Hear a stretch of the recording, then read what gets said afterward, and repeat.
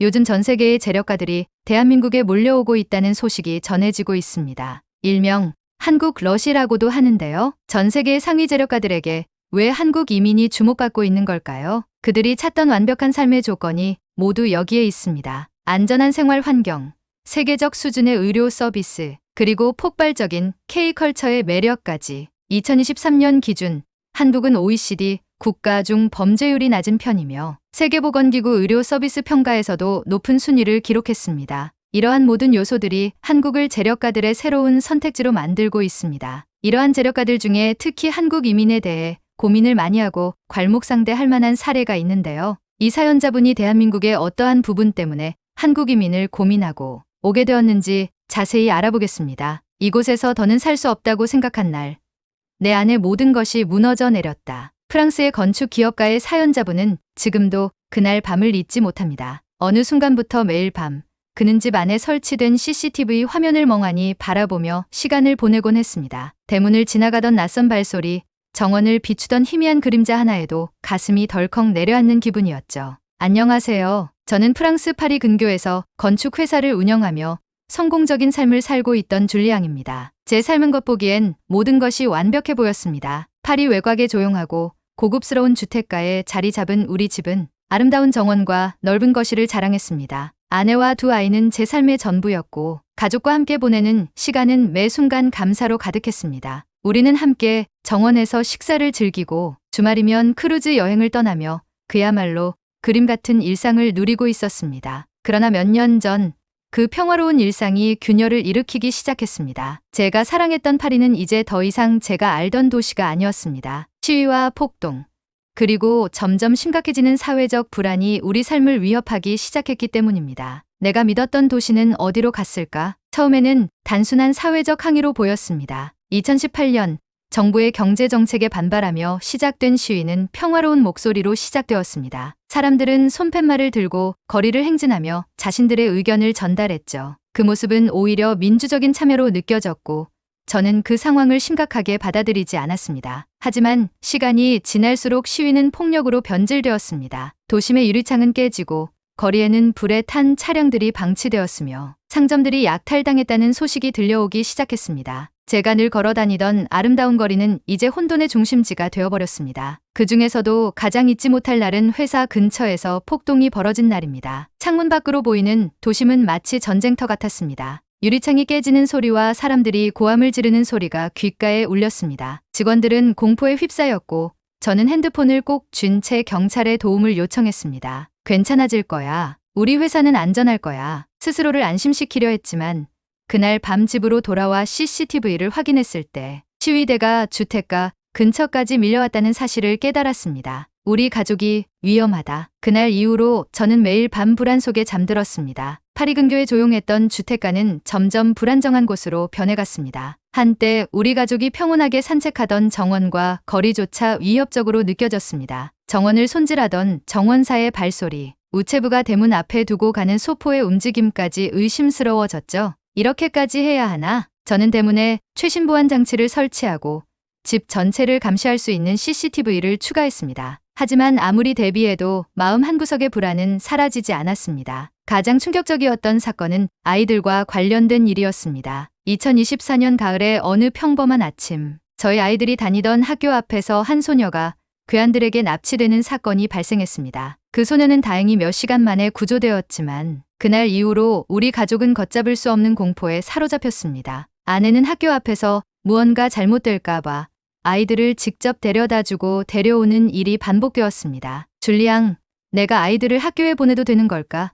혹시 또 다른 일이 벌어지면 어떡해? 그녀의 목소리에는 깊은 두려움이 담겨 있었습니다. 아이들도 변했습니다. 언제나 밝고 활발했던 아이들은 더 이상 친구들과 놀고 싶어 하지 않았습니다. 아빠, 오늘은 그냥 집에 있을래요. 그 말을 들을 때마다 제 마음은 무너졌습니다. 이 모든 불안과 두려움 속에서 저는 우리 가족이 이곳에서 계속 살 수 없다는 결론에 도달했습니다. 하지만 떠나기로 결심한다고 모든 것이 해결되는 것은 아니었습니다. 막상 새로운 시작을 생각하니 수많은 걱정이 머릿속을 가득 채웠습니다. 우리는 어디로 가야 할까? 낯선 곳에서 아이들은 잘 적응할 수 있을까? 특히 아이들은 이곳에서 친구들과의 추억이 있었고 언어와 문화에 익숙해져 있었습니다. 아빠, 왜 우리 집을 떠나야 해요?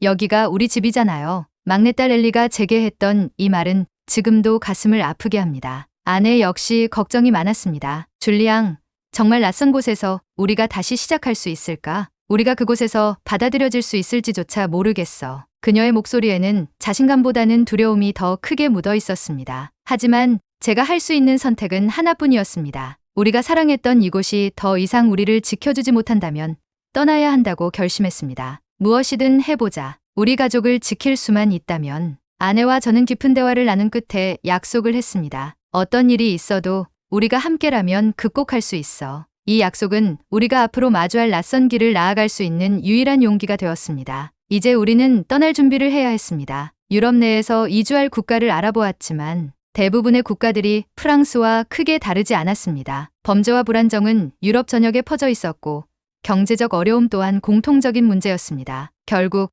우리는 유럽 바깥으로 시선을 돌리게 되었습니다. 하지만 미국, 캐나다, 아시아, 오세아니아, 어디로 가야 할지 판단하는 것은 쉽지 않았습니다. 새로운 언어와 문화 속에서 완전히 다시 시작한다는 것은 두려운 도전이었습니다. 하지만 지금의 삶에 머무르는 것은 더 큰 위험처럼 느껴졌습니다. 지금이 아니면 안 돼. 이것이 우리의 유일한 선택이었습니다. 그날 밤 저는 침대에 누워 다시 한번 마음속으로 다짐했습니다. 내가 사랑하는 가족을 위해서라면 어떤 일이든 해낼 수 있어. 그 다짐은 제가 새로운 길로 나아가는 첫걸음이 되었습니다. 떠나기로 결심한 순간부터 제 삶은 완전히 새로운 방향으로 움직이기 시작했습니다. 하지만 한 가지 분명한 사실은 있었습니다. 떠난다는 것은 쉽지 않은 일이라는 것입니다. 아내와 아이들은 이주를 준비하며 낯선 땅에서의 삶에 대한 기대와 두려움을 함께 품고 있었습니다. 저 역시 매일 밤 스스로에게 같은 질문을 되묻곤 했습니다. 정말 괜찮을까?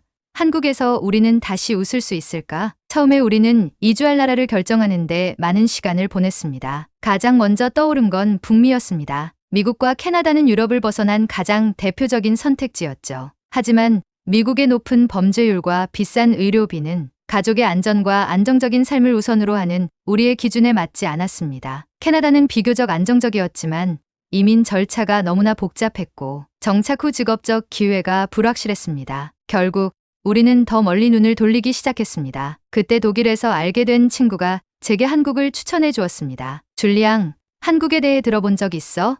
요즘 주목받는 나라야. 그 친구는 한국에 여러 차례 방문했던 경험이 있었고 그가 들려준 이야기는 제게 완전히 새로운 시각을 열어주었습니다. 처음엔 믿기 어려웠습니다. 한국. 그 나라가 과연 우리가 살기에 적합할까? 솔직히 저는 아시아에 대해 잘 알지 못했습니다. 한국에 대해 아는 것이라고는 막연히 전쟁 후 빠르게 성장한 나라 정도의 이미지뿐이었죠. 하지만 그 친구는 진지한 표정으로 이렇게 말했습니다. 한국은 정말 특별한 나라야. 내가 원하는 모든 걸 찾을 수 있을 거야. 그는 한국의 치안, 교육 시스템, 생활 편리성에 대해 설명하기 시작했습니다. 특히 치안에 대한 이야기가 제 마음에 깊이 와닿았습니다. 한국은 밤에도 안전하게 거리를 걸을 수 있는 나라야. 아이들이 걱정 없이 학교에 다닐 수 있고 사람들은 외국인을 친절하게 대해줘. 그의 말은 마치 희망의 메시지처럼 느껴졌습니다. 그날 이후 저는 한국에 대해 알아보기 시작했습니다. 인터넷 검색으로 시작된 관심은 점점 더 깊어졌고 결국에는 한국에 대한 다큐멘터리를 찾아보기까지 했습니다. 다큐멘터리 속 한국은 제가 상상했던 것보다 훨씬 발전된 나라였습니다. 가장 먼저 눈에 들어온 건 한국의 질서와 청결함이었습니다. 거리에는 쓰레기가 거의 보이지 않았고 사람들이 서로 배려하며 생활하는 모습이 인상적이었습니다. 그리고 무엇보다 안전했습니다. 밤에도 환하게 빛나는 거리와 그곳을 자유롭게 오가는 사람들의 모습을 보며 이런 곳이라면 우리 가족이 새로운 시작을 할 수 있을지도 몰라 라는 생각이 들었습니다. 한국의 교육 시스템도 제 관심을 끌었습니다. 프랑스에서는 교육 시스템이 점점 무너지고 있었습니다. 교사들은 파업을 벌이기 일쑤였고 학교 시설은 낙후되었습니다. 하지만 한국은 달랐습니다. 학생들은 세계 최고 수준의 학업 성과를 내고 있었고 학교는 체계적으로 운영되고 있었습니다. 아이들에게 더 나은 미래를 제공할 수 있다는 희망이 생겼습니다. 하지만 이런 기대감만으로 모든 것이 해결되지는 않았습니다. 한국으로의 이주를 위해선 아내와 아이들의 동의가 필요했습니다. 아내는 한국에 대해 잘 알지 못했고 그저 아시아의 낯선 나라로만 느끼고 있었습니다. 줄리앙, 한국은 너무 멀지 않아? 우리가 그곳에서 정말 적응할 수 있을까? 그녀는 두려움에 가득 차 있었습니다. 아내의 걱정을 이해했기에 저는 서둘러 그녀를 설득하려고 하지 않았습니다. 대신 함께 한국 다큐멘터리를 보며 그 나라의 장점을 하나하나 설명하기 시작했습니다. 여긴 정말 안전한 나라야. 게다가 아이들에게도 훌륭한 교육 환경을 제공할 수 있어. 아내는 다큐멘터리 속 한국 사람들의 따뜻한 미소와 활기찬 도시의 모습을 보며 조금씩 마음을 열기 시작했습니다. 결국 우리는 한국으로 탐사를 떠나기로 결정했습니다. 여행을 통해 직접 보고 느끼는 것이 가장 확실한 방법이었기 때문입니다. 비행기에서 내리던 순간 저는 묘한 설렘과 긴장감을 느꼈습니다. 인천공항은 놀라울 정도로 현대적이었고 모든 절차가 효율적으로 진행되었습니다. 공항에서 만난 사람들은 환한 미소로 우리를 맞아주었고 서울 시내로 이동하며 본 야경은 정말 아름다웠습니다. 아이들은 차창 밖을 보며 연신 감탄을 쏟아냈습니다. 아빠, 여긴 정말 멋지다. 왜 이렇게 빛이 많아? 그들의 밝은 얼굴을 보며 저도 모르게 안도의 미소가 흘렀습니다. 짧은 여행 동안 우리는 한국의 여러 모습을 경험했습니다. 한강공원에서 자전거를 타며 느꼈던 평화로움, 전통시장에서 만난 따뜻한 상인들의 배려, 아이들이 떡볶이를 맛보고 즐거워하는 모습은 모두 잊을 수 없는 추억이 되었습니다. 가장 인상적이었던 순간은 한 지역 주민이 저희 가족을 집으로 초대해 주었을 때입니다. 그는 서투른 영어로 저희와 대화를 나누며 자신이 직접 담근 김치를 선물해 주었습니다. 한국에서 좋은 시간 보내세요. 이건 작은 환영 선물이에요. 그의 따뜻한 마음에 저는 한국이 진심으로 우리를 환영하고 있음을 느꼈습니다. 아내는 여행 마지막 날 제게 조용히 속삭였습니다. 줄리앙, 이곳이라면 우리도 새롭게 시작할 수 있을 것 같아. 그녀의 목소리에는 더 이상 두려움이 아닌 희망이 담겨 있었습니다. 그리고 저는 그 순간 결심했습니다. 그래, 이곳이야. 한국에서 우리가 다시 시작하자. 이제 우리는 한국에서의 새로운 삶을 준비하기 시작했습니다. 아이들은 한국어를 배우며 학교에서의 첫날을 기대했고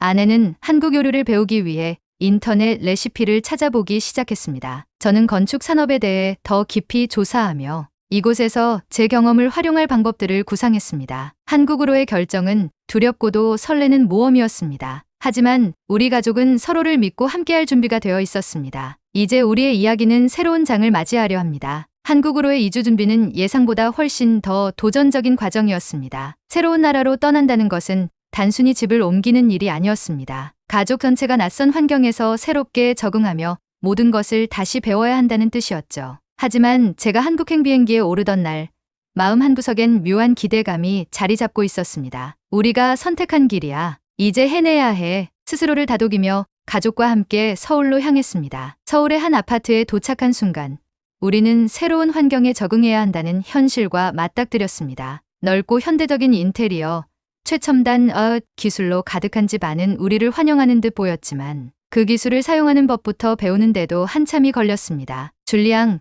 이 냉장고는 왜 이렇게 복잡한 거야?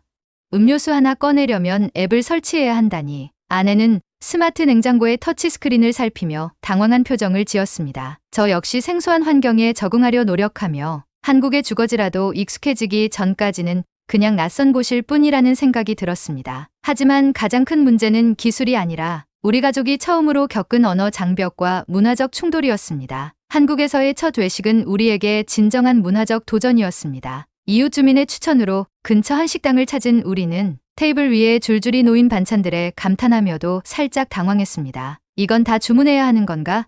아니면 그냥 먹어도 되는 거야? 저는 직원에게 조심스럽게 질문했지만 직원은 바쁜 와중에 고개만 끄덕이고 지나갔습니다. 결국 우리는 반찬을 남겨도 되는지 추가 비용이 드는지 고민하며 식사를 끝냈고 계산서를 받으며 불안감 속에서 금액을 확인해야 했습니다. 다행히 추가 비용은 없었지만 그 과정은 우리에게 낯선 경험이었습니다. 며칠 후 이웃 주민이 한국의 반찬 문화에 대해 친절히 설명해 주었습니다. 반찬은 한국에서 무료로 제공되어 남겨도 괜찮지만 다 먹으면 더 내어주기도 하죠. 그제야 우리는 이 작은 오해를 해결할 수 있었고 그 경험은 한국 문화를 배우는 첫 단추가 되었습니다. 아이들 역시 적응의 도전을 겪고 있었습니다. 한국어를 배우기 시작한 막내딸 엘리는 학교에서 있었던 일을 털어놓으며 속상한 마음을 표현했습니다. 아빠, 친구들하고 이야기하고 싶었는데 내가 무슨 말을 해야 할지 모르겠어요. 엘리의 눈에는 실망과 두려움이 어리었고 저는 엘리를 안아주며 조용히 말했습니다. 괜찮아, 엘리야. 내가 조금씩 한국어를 배우다 보면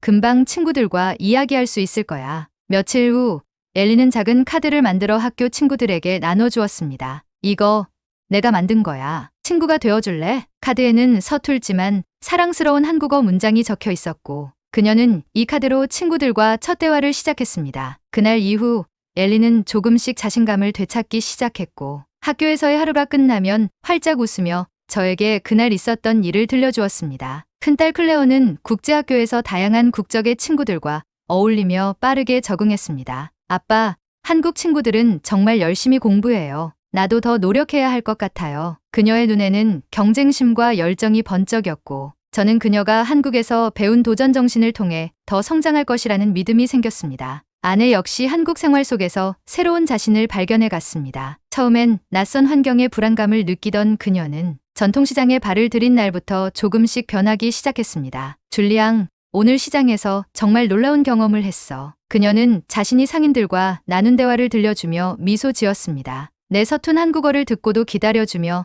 내가 찾는 재료를 찾아줬어. 그리고 이웃 주민이 요리법까지 알려줬다니까. 그날 이후 아내는 전통시장을 자주 찾으며 김치찌개와 잡채 같은 한국 요리를 배워 우리 식탁에 올리기 시작했습니다. 줄리앙, 맛 좀 봐봐. 이제 나도 한국 요리를 할 줄 알아. 그녀의 얼굴엔 자부심과 설렘이 가득했습니다. 이 변화는 한국 생활이 단순히 적응의 과정을 넘어 새로운 가능성을 발견하는 시간이 되고 있다는 증거였습니다. 한국에서의 삶이 조금씩 자리를 잡아가던 어느 날, 우리 가족은 이웃 주민의 초대를 받아 추석 명절 행사에 참여하게 되었습니다. 송편을 빚으며 어색한 한국어로 대화를 나누는 동안 그곳의 사람들은 우리의 서툴고 엉성한 손길에 웃음을 터뜨리며 도움을 주었습니다. 한 아주머니가 빚어준 송편을 제 손에 쥐어주며 말했습니다. 줄리앙 씨, 송편 안에 든 건 단순한 팥이 아니라 마음이에요. 한국에서 좋은 추억 많이 만드세요. 그 따뜻한 말은 제 마음에 깊이 새겨졌습니다. 이 경험은 우리가 단순히 새로운 나라에 적응하고 있는 것이 아니라 그 나라의 사람들과 진정으로 연결되고 있음을 느끼게 해주었습니다. 저 역시 한국의 건축 시장에서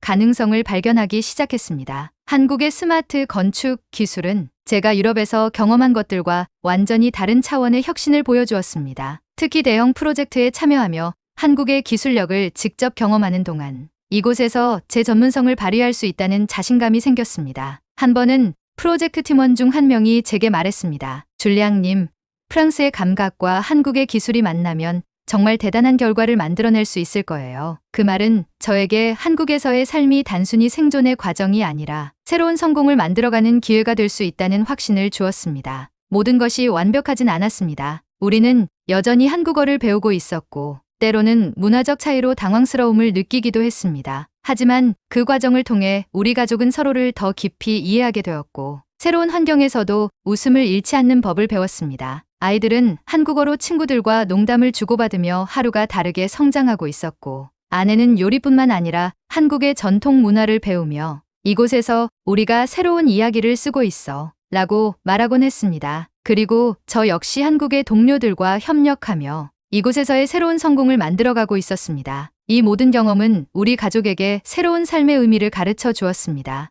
이제 한국에서의 삶은 단순히 낯선 땅에서의 도전이 아니라 우리 가족이 다시 꿈꾸고 성장할 수 있는 새로운 기회가 되었습니다. 이 모든 과정을 통해 우리는 진정으로 한국에서의 두 번째 고향을 만들어가고 있었습니다. 한국에서의 삶은 매일이 새로운 도전이었습니다. 하지만 그 도전 속에서 우리는 단순히 살아가는 법뿐만 아니라 삶의 의미를 다시금 배우게 되었습니다. 우리 가족에게 가장 큰 변화는 아이들의 성장이었습니다. 막내딸 엘리는 이제 한국어로 친구들과 농담을 주고받을 만큼 언어에 능숙해졌습니다. 학교에서 열린 발표 대회에서는 자신 있게 무대에 올라 한국어로 준비한 이야기를 들려주었습니다. 그날 엘리가 무대 위에서 안녕하세요. 저는 엘리입니다 라고 외치며 웃는 모습을 보았을 때 제 마음은 벅찬 감동으로 가득 찼습니다. 큰딸 클레어는 미술 수업에서 한국 전통 문양을 활용한 작품으로 상을 받았습니다. 아빠, 선생님이 내 작품이 정말 독창적이라고 하셨어요. 클레어는 자랑스럽게 자신의 작품을 보여주었고 저는 클레어가 한국 문화를 받아들이며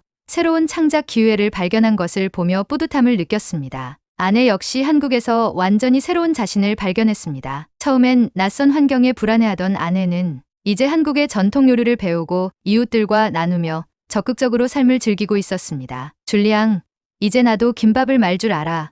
이웃들이 내 김밥을 칭찬했어. 아내의 목소리엔 자부심이 가득 담겨 있었습니다. 그 변화는 아내가 한국에서 삶을 받아들이고 있다는 증거였습니다. 저도 한국에서 건축 프로젝트에 참여하며 제 삶에 또 다른 전환점을 맞이했습니다. 특히 한국의 스마트 건축 기술과 혁신적인 설계 방식은 저를 자극했습니다. 대형 친환경 건물 프로젝트에서 한국인 동료들과 협력하는 동안 저는 그들의 철저한 계획과 성실한 태도에 깊은 감명을 받았습니다. 완공식 날 프로젝트 팀장은 저를 향해 말했습니다. 줄리앙님, 당신의 아이디어가 없었다면 이 프로젝트는 성공하지 못했을 겁니다. 그 말은 제게 한국에서의 삶이 단순히 적응이 아니라 진정으로 새로운 가치를 만들어가는 과정임을 깨닫게 해주었습니다. 그날 밤 아내는 달을 보며 조용히 속삭였습니다. 줄리앙, 여기에서 우리가 다시 시작할 수 있어서 정말 다행이야. 아이들도 행복해 보이고 나도 마음이 점점 편안해져. 저는 아내의 손을 잡고 고개를 끄덕였습니다. 그래, 여기서 우리는 정말로 새로운 인생을 만들어가고 있어. 한국에서의 삶은 단순히 안전하고 편리한 환경을 제공한 것이 아니었습니다. 이곳에서 우리는 삶의 새로운 가치를 배웠습니다. 이웃들과 나누는 작은 배려와 친절, 가족 간의 유대감, 그리고 함께 성장하며 만들어가는 새로운 이야기. 그 모든 것이 한국에서의 시간이 우리에게 준 선물이었습니다. 우리 가족은 이제 각자 새로운 꿈을 꾸기 시작했습니다. 막내딸 엘리는 한국 친구들과 함께 연극 동아리에 가입하며 나중에 훌륭한 연극 배우가 될 거야 라는 포부를 밝혔고, 큰딸 클레어는 한국 전통 문화를 활용한 미술 작품으로 전시회를 여는 꿈을 키워가고 있었습니다. 아내는 이웃들과 함께 요리 동아리를 만들어 한국 요리를 배우며 이제는 내가 한국 사람 같아 라며 웃음을 터뜨리곤 했습니다. 그리고 저는 한국의 건축 산업에서 더 많은 기회를 찾으며 제 경력의 새로운 장을 열고 있었습니다. 마지막으로 사연자 분께서 본인처럼 한국으로 이주를 고민하고 있는 분들에게 하고 싶은 메시지가 있다고 하는데요. 같이 들어보실게요. 우리 가족이 한국에서 새롭게 발견한 삶의 이야기를 들어주셔서 감사합니다. 한국은 우리에게 단순히 새로운 나라가 아니라 새로운 도전과 기회를 안겨준 두 번째 고향이 되었습니다. 이곳에서 우리는 다시 꿈꾸고 도전하며 서로를 더 깊이 이해할 수 있었습니다. 만약 이 이야기가 여러분께 작은 용기를 전해줄 수 있다면 그것만으로도 저는 이 경험을 나누게 되어 행복합니다. 여러분도 혹시 새로운 시작을 고민하고 계신다면 한국이라는 나라를 한번 고려해 보세요. 이곳은 안전하고 따뜻하며 새로운 가능성으로 가득한 나라입니다. 우리 가족이 그 증거입니다. 다시 한번 이야기를 들어주셔서 감사합니다. 이번 이야기는 여기까지입니다. 이 이야기가 마음에 드셨다면 구독과 좋아요, 그리고 알림 설정 부탁드립니다. 다음에도 더욱 감동적인 이야기로 찾아뵙겠습니다. 항상 같이 감동하고 같이 동감하며 더욱더 노력하는 감동향기가 되겠습니다. 끝까지 영상을 시청해 주셔서 감사합니다.